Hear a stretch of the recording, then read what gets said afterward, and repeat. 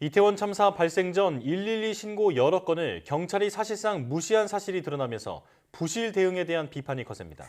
경찰 지휘부 등 책임자를 처벌해야 한다는 목소리도 큰데요. 관건은 무엇일지 임성호 기자가 보도합니다.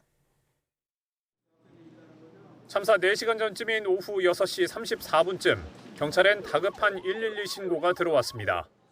이태원 골목에 사람들이 뒤엉켜 압사당할 것 같다는 내용이었습니다.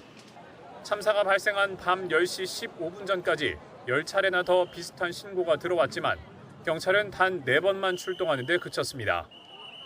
이 같은 부실 대응에 대해 강제 수사에 나선 경찰 특별수사본부는 업무상 과실치사 혐의를 영장에 적시했습니다. 업무상 필요한 주의를 게을리한 사실을 규명하고 희생자들의 사망과의 인과관계도 입증해야 하는 겁니다. 신고 접수 후 뒤따른 후속 조치가 정해진 매뉴얼에 따라 정상적으로 작동했는지, 의사결정 과정에 문제는 없었는지 등이 처벌 범위를 결정할 쟁점이 될 것으로 보입니다.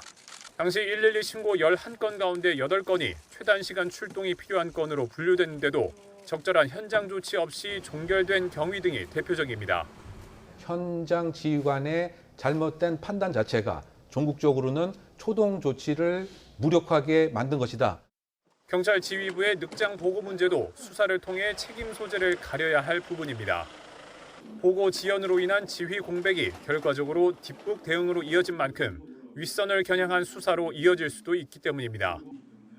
김광호 서울경찰청장은 참사 1시간 21분 만에야, 윤익은 경찰청장은 2시간 만에야 사태를 인지하고 부랴부랴 지휘에 나섰습니다.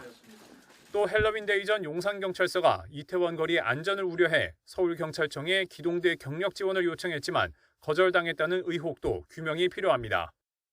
추가 경찰력 지원을 필요하다라고 하는 어떤 보고 사항이 확인된다면 그것을 보고받은 상급 부서가 어떻게 처리했느냐, 이 부분은 당연히 이제 짚고 넘어가야 될 부분이고.